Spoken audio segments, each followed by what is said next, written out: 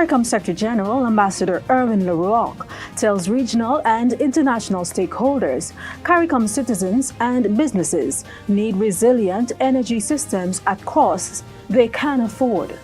Students sitting 2021 regional examinations given additional time to prepare. And the CARICOM Secretariat's Renewable Energy Generation Project recommences.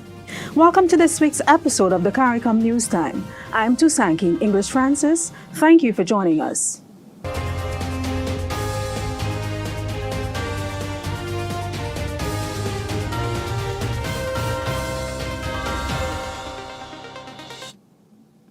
CARICOM Secretary General Ambassador Erwin Leroy issued a call for partnerships to finance CARICOM's $20 billion energy transition targets. Speaking at a high-level meeting on energy financing on May 27th, he said small island developing states can respond better to common constraints that were worsened by the COVID-19 pandemic and climate change with the help of accelerated clean energy transition. For this to happen, he said the region has to leverage the collective strengths of partners. In essence, a new type of Marshall Plan for the energy sector is needed. The CARICOM proposal, around which today's dialogue is focused, is only a part of what is required and outlines an investment pipeline of about $5 billion US. In the proposal, member states present projects that can support their ambitions to exploit cost-effective indigenous renewable energy sources, to improve their power grids, to increase the application of distributed energy resources, including energy efficiency measures, and to integrate electric vehicles into the transport system. The discussion attracted the participation of CARICOM ministers of energy, heads of financial institutions, bilateral development partners, and the private sector. More on the energy front, a Japan grant aid project, which is expected to power the CARICOM Secretariat through renewable energy, has restarted after COVID-19 protocols halted operations in April 2020. Launched in January 2020, the project was moving apace when the coronavirus pandemic struck. It is part of a wider initiative called the Introduction of Renewable Energy and Energy Conservation in Guyana and CARICOM, financed by the government of Japan. The project includes the installation of 400 kilowatts of solar photovoltaic power generator to provide electricity to the CARICOM Secretariat's building, a battery and power conditioning system for energy storage and power quality regulation.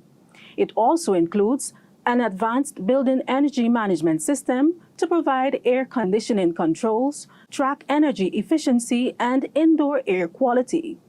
The project design is linked to the CARICOM energy policy and the regional strategy for sustainable energy.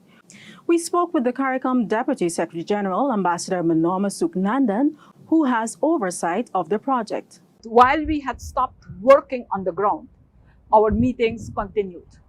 And we've had frequent, regular meetings. And those meetings actually were about to assess the situation. That's one. But two, also to convince our counterparts to come back and that it is safe to come back. And in that, we have received a lot of support, assistance from the Ministry of Foreign Affairs, but also from the Ministry of Health and the Chief Medical Officer here in Guyana. Without them, you would not be seeing these activities today. Students sitting the 2021 regional examinations were given 2 additional weeks of final preparations.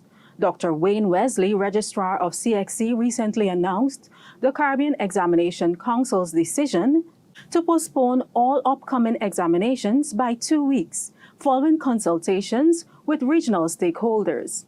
Council approved the delay of the sitting of the regional examinations by a further 2 weeks.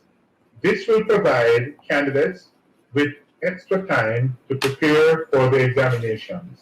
Therefore, examinations will commence on Thursday, the 28th of June, 2021, with release of results the last week in September to the first week in October as previously communicated. Extension of submission of school-based assessment, SBA. The deadline for submission of SBA will be extended to 30th June 2021 for all CSET and CAPE examinations. In addition, the topics which were released on May 10th, 2021, territories would have submitted queries and Council would have noted that CXC is currently responding, and in this regard, a review is being done to ensure that there is full clarity regarding what has been submitted in terms of the broad topics.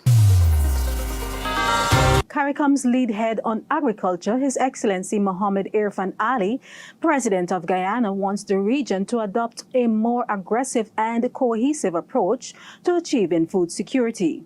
The region's high food import bill, estimated at more than $4 billion per annum, and the Caribbean high dependence on food imports leaves it vulnerable to external shocks caused by sudden spikes in food commodity prices, as we are seeing today. The Caribbean must aim at becoming more food secure.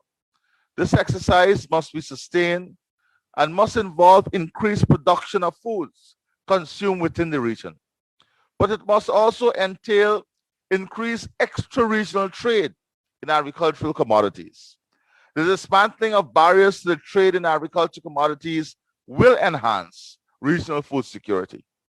If the region is to become more food secure, it has to begin to source more of its food needs from within the Caribbean, and this will require the removal of unnecessary non-tariff barriers to intra-regional trade. The solution exists. What is required is the political will and the financing to give effect to what needs to be done to develop the region's food systems.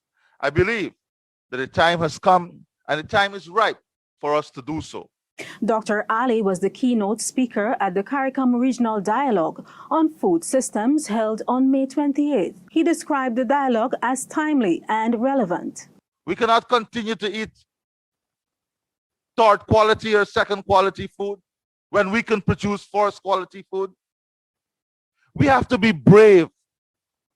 We have to be brave in addressing these issues. We can't walk along the sidelines anymore. We have to confront these issues as a region. The CARICOM Secretariat organized the forum in partnership with the United Nations Resident Coordinators, the Food and Agriculture Organization of the United Nations, the World Food Programme, and the Inter-American Institute for Cooperation on Agriculture. Prime Minister Mia Mottley of Barbados also delivered remarks at the forum. We have so many things we can talk about, but the reality is that our simple focus must be how to put food on the table of our people throughout this region, and how to ensure that we have a stockpile of food for the many crises that are now confronting us. We've already seen what this awful pandemic can do to the disruption of supplies and food globally. In addition, we are 4 days away from the beginning of the hurricane season, which is likely to imperil at least one of our nation states with respect to agricultural production, either through wind or indeed floods. What does this tell us all? That our goal of 25 by 2025 probably needs urgent modification. I trust and pray that our region will accept that we need to expedite the process of producing as much food regionally as we can, and that we need to come together accepting that the true breadbaskets of the region will be Guyana, Suriname, and Belize, but that does not remove from us, the rest of us, the obligation of producing as much food as we can. There are some difficulties that we have to confront. The first and foremost is the potential normal access to cheaper food from outside of the region, and therefore the question as to how we treat to the whole issue of food security, allowing us to anchor our domestic policies and our trade policies, becomes absolutely critical. We cannot afford to only have the need to grow food when there's a crisis. Our farmers need certainty to be able to produce food year-round. The discussion will help to develop the region's position for its participation in the United Nations Food Systems Summit in September. For more on this story, head on to our news site at today.caricom.org. Now for an update of what's happening in St. Vincent and the Grenadines. State-owned NBC Radio reported that people are leaving public emergency shelters to return to their homes in areas adjacent to La SOUFRIERE volcano. The government of St. Vincent and the Grenadines gave the all-clear for persons to return to some locations. Prime Minister Ralph Gonsalves said that the government would continue to provide humanitarian support as people resettle in their homes. While the government has not given the all-clear for persons to resettle in areas of the red zone, Prime Minister Gonsalves said that there could be limited activity with stringent regulations centered on safety.